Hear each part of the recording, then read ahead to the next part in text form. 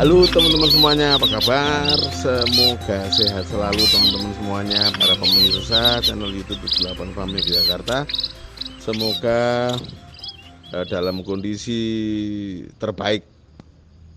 Teman-teman,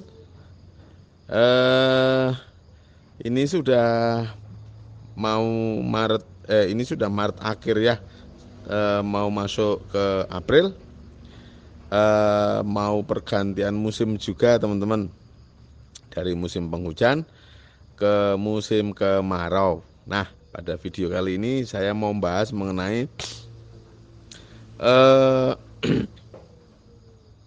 pada saat-saat seperti ini, apakah masih pas kalau kita cari lahan untuk disewa, untuk dijadikan lumbung pakan hijauan gitu. Nah, oke, ini saya cerita pengalaman saya ya teman-teman, mengenai bagaimana saya membangun lumbung pakan hijauan saya selama ini. Jadi saya fokus nanam-nanam tuh, ini jalan tahun keempat teman-teman. Ini jalan tahun keempat.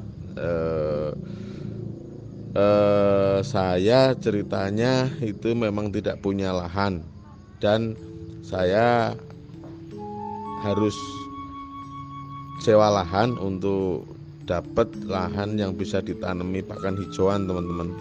Nah, sewa lahan itu selama ini saya lakukan tidak hanya posisi di musim penghujan aja teman-teman, tapi juga di kondisi seperti ini menjelang musim kemarau pun tetap saya lakukan. Nah, ada beberapa seninya teman-teman kalau mau nyewa lahan di musim kemarau seperti ini. Di antaranya adalah kita jadi tahu persis teman-teman, kita jadi tahu persis lahan-lahan yang sekiranya masih bisa disewa itu kondisi airnya bagaimana, kondisi irigasinya bagaimana. Nah, itu benar-benar ketahuan banget nih di musim tadi mau masuk musim kemarau seperti ini. Nah, kita tahu bahwa salah satu kebutuhan utama lahan itu adalah air. Nah, kalau dapat lahan, nanti teman-teman segera cari tahu apakah di lahan yang sekiranya bisa disewa itu memungkinkan masuk air di musim kemarau itu. Kalau memungkinkan, segera saja dieksekusi disewa. Nah, kalau tidak memungkinkan, nanti patut dipertimbangkan dengan catatan seperti ini. Kalau ternyata lahannya memang tidak termasuki air, jadi tidak ada selokan yang nyala airnya 24 jam gitu. Nah, teman-teman cek dulu kesuburan tanahnya ya.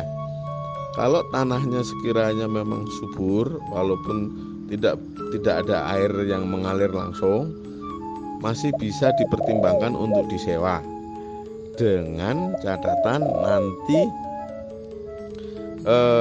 ditanami tanaman-tanaman yang memang tahan kering, misalnya legum-leguman gitu, ramban-rambanan atau rambatan gitu.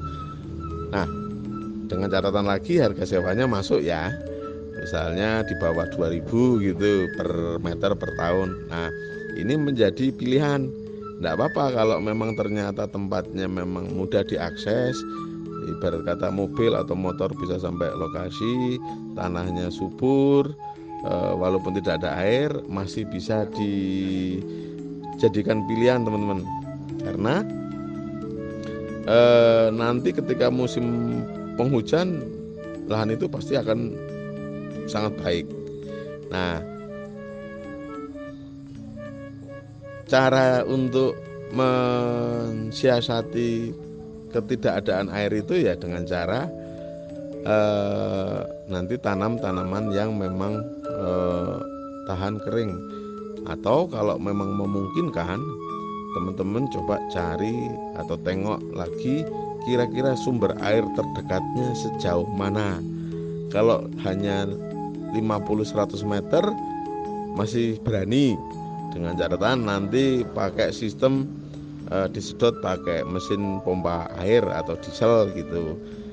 Nah, wah ini lahannya bagus nih, tapi kayaknya nggak ada air masuk ke sini nih. Nah, tapi itu 100 meter itu ada selokan besar tuh. Nah, masih berani teman-teman. Ini jadi kesempatan juga untuk daya tawar kepada pemilik lahan dengan menyampaikan fakta apa adanya. Misalnya, Pak, ini lahannya nggak ada air masuk nih. Jadi saya harus ekstra nanti kalau saya memang mau ambil lahan ini untuk saya sewa. Untuk itu boleh nggak sewanya sekian. Nah, ini jadi daya tawar juga. Kenapa teman-teman kok nanti menjelang musim kemarau seperti ini kita harus tetap cari lahan? Karena kita tidak boleh sekedar merasa nyaman dengan apa yang sudah ada, dengan lahan yang sudah ada. Karena nanti puncak kemarau itu ada kalanya nanti kita pakannya pas banget, atau ada kalanya ketika nanti memasuki musim puncak kemarau, di kandang kita banyak indukan yang melahirkan.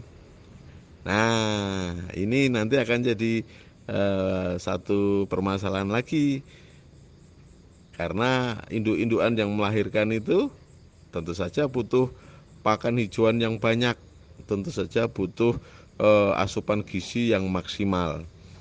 Nah, dengan cara kita tetap berani menyewa lahan, itu nanti akan memastikan bahwa stok pakan hijauan kita itu akan cukup.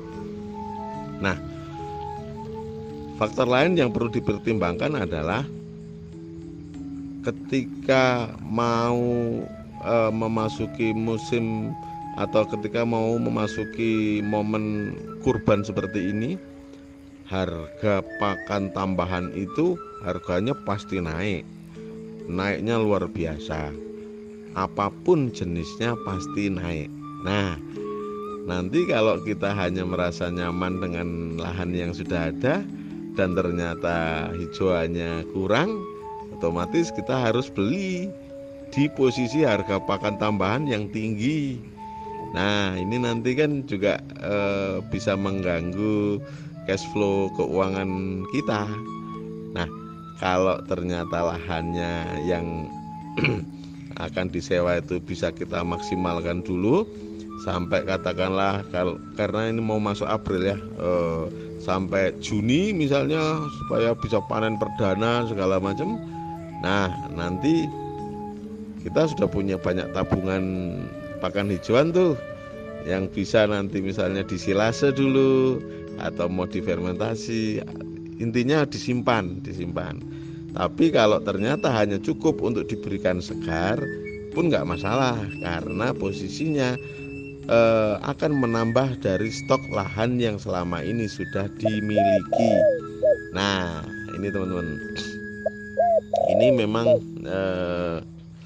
mau nggak mau bagi teman-teman yang sealiran dengan saya, sealiran dengan nanem terus, mau nggak mau ketika kemarau pun kita tidak boleh berhenti menanam. Artinya bagaimanapun kita harus upayakan terus supaya di puncak kemarau itu minimal kita tidak kekurangan pakan hijauan. Dan nanti di penghujan berikutnya kita akan oversupply pakan hijauan yang bisa kita manfaatkan menjadi pakan simpan. Nah, ketika menjadi pakan simpan, maka kita punya stok pakan yang berlimpah. Ketika kita punya stok pakan berlimpah, maka kita berani mengatur ulang strategi peternakan kita. Entah misalnya mau nambah indukan, entah misalnya mau nambah calon indukan, atau nambah pejantan yang akan digemukkan. Nah, ini semua bisa diatur ulang. Jadi tolok ukurnya mengatur ulang strategi berikutnya adalah dengan mengukur kekuatan stok pakan hijauan kita. Kalau kita tidak mengukur kekuatan stok hijauan, maka bisa-bisa malah nanti berantakan. Dan jangan sampai ada kejadian nanti ketika musim puncak kemarau kita malah mengurangi jumlah populasi, karena pasti harganya akan rendah. Jadi karena memang ini sudah menjadi kebiasaan ya teman-teman. Ketika memasuki puncak kemarau itu banyak ternak yang dijual oleh saudara-saudara peternak di kampung dengan alasan kesusahan mencarikan pakan. Nah, kalau ini terjadi terus, maka kita tidak pernah bisa membangun aset, kita tidak pernah bisa menambah aset. Nah, supaya aset kita tetap minimal tetap stabil, bahkan syukur-syukur bisa bertambah, aset yang kita tambah dulu wujudnya adalah aset pakan hijauannya teman-teman. Nah, ini teman-teman, ini sekilas mengenai apa yang saya jalani selama ini. Saya sudah 3 kali puncak kemarau, atau sudah 3 tahun puncak kemarau, saya tidak pernah kekurangan pakan hijauan. Jadi ketika yang lain, teman-teman yang lain mengeluh karena harga pakan tambahan beli itu harganya luar biasa, saya tetap senyum-senyum saja karena stok pakan hijauan saya cukup. Stok pakan hijauan saya tidak kurang posisinya di musim puncak kemarau. Oke teman-teman, semangat selalu. Mari kita swasembada pakan hijauan apapun musimnya. Bagi teman-teman yang belum subscribe, silahkan subscribe. Bagi yang sudah subscribe, terima kasih. Semoga tayangan-tayangan kami bermanfaat untuk kita semua. Terima kasih teman-teman. 10 ekor ini nanti yang